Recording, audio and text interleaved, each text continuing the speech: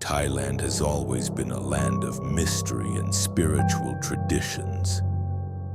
But some stories from the kingdom will chill you to the bone. Today I'm sharing 3 real cult stories from Thailand that will make you question everything you think you know about faith and devotion.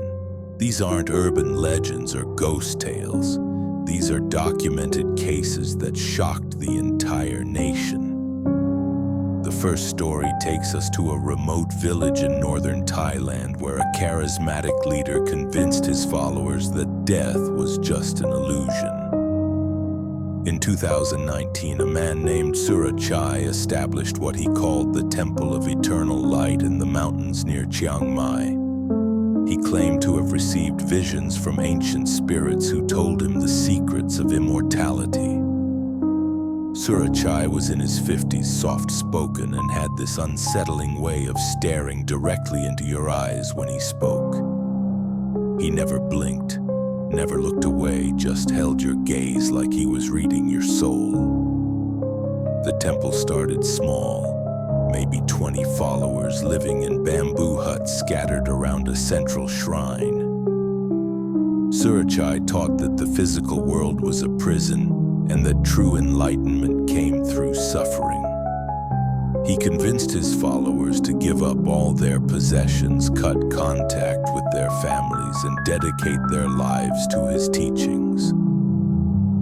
The daily routine was brutal: 4 hours of meditation at dawn, manual labor in the scorching heat, and evening ceremonies that lasted until midnight. What made this cult particularly disturbing was Surachai's obsession with testing his followers' faith through increasingly dangerous rituals. He started with simple things like fasting for days at a time, then moved on to walking barefoot over hot coals, and eventually convinced several members to drink what he called purification water, which was actually bleach mixed with herbs. 3 people died from internal burns before the authorities intervened. The police raid happened at night when the cult was performing their weekly ceremony. Officers found the remaining 17 members sitting in a circle around Surachai, all of them staring blankly ahead while he chanted in a language none of them understood. When the police tried to arrest him, Surachai claimed he would demonstrate his immortality by jumping from the temple's bell tower. He climbed to the top, spread his arms wide, and leaped. He died instantly when he hit the ground, but the most chilling part was that his followers didn't react at all. They just kept staring straight ahead like nothing had happened. The second story is even more twisted and involves a cult that operated right in the heart of Bangkok.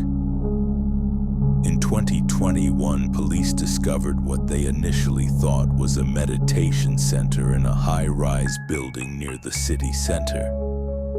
The group called themselves the Children of the Golden Buddha and was led by a woman named Mali, who claimed to be the reincarnation of an ancient Thai princess. She was in her 40s, always dressed in elaborate golden robes, and spoke in this hypnotic whisper that seemed to put people in a trance. Malay convinced her followers that they were chosen souls who needed to purify themselves for the coming apocalypse. She taught that the world would end in fire and only those who had achieved perfect spiritual cleansing would survive. The purification process involved increasingly extreme acts of self-harm and deprivation. Members were required to fast for weeks, sleep on beds of nails, and participate in rituals where they would cut themselves with ceremonial knives while chanting prayers. The cult's headquarters was a maze of rooms filled with golden statues, incense burners, and photographs of Mali posed like a deity. Members lived in cramped dormitories, sleeping on thin mats with no privacy or personal belongings. They weren't allowed to speak to each other except during designated prayer times, and any violation of the rules resulted in brutal punishments. Some members were locked in tiny closets for days. Others were forced to kneel on rice grains until their knees bled. What brought the cult to the attention of authorities was a former member who managed to escape and contact the police. She told them about the children, 8 kids between the ages of 6 and 14, whose parents had joined the cult and brought them along. These children were kept separate from the adults, locked in a windowless room and barely fed. Molly claimed the children were vessels for evil spirits and needed to be purified through starvation and isolation. When police raided the building, they found 43 adults and the 8 children, all of them severely malnourished and showing signs of physical abuse. The children were so traumatized they couldn't speak for weeks after being rescued. Molly was arrested, but during her trial, she maintained that everything she did was divinely inspired.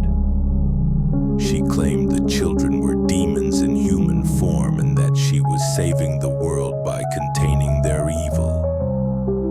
She was sentenced to life in prison, but several of her followers still believe she was a prophet and visit her regularly.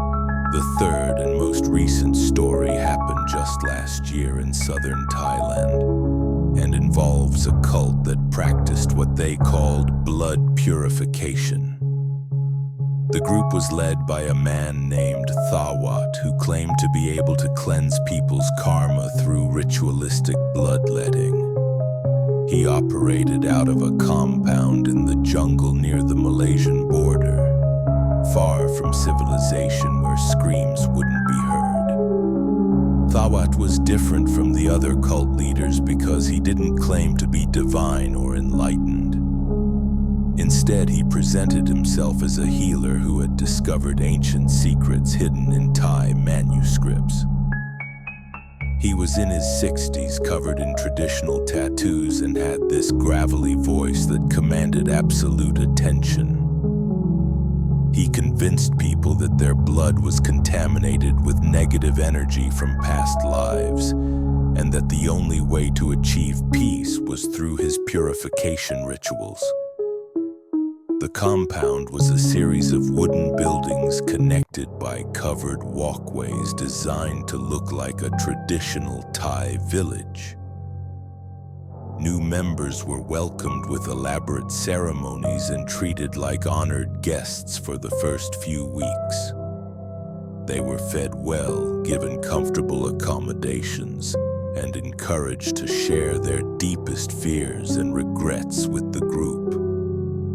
This was all part of Thawat's psychological manipulation, gaining their trust before revealing the true nature of his teachings. The purification rituals started small, tiny cuts on the arms or legs, while Thawat chanted and burned incense. He claimed that as the blood flowed out, it carried away negative karma and brought the person closer to enlightenment.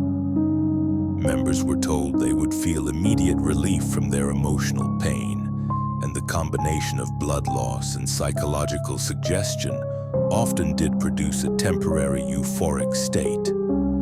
As time went on, the rituals became more extreme.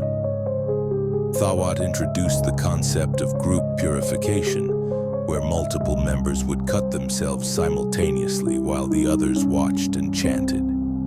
He claimed this amplified the spiritual benefits and created a bond between participants. Some rituals involved draining significant amounts of blood into ceremonial bowls, which Thawat claimed contained the concentrated essence of human suffering. The cult's downfall came when a member died during a purification ritual. A young woman named Ploy had joined the group after struggling with depression following her father's death. during what was supposed to be her final purification ceremony, she lost too much blood and went into shock.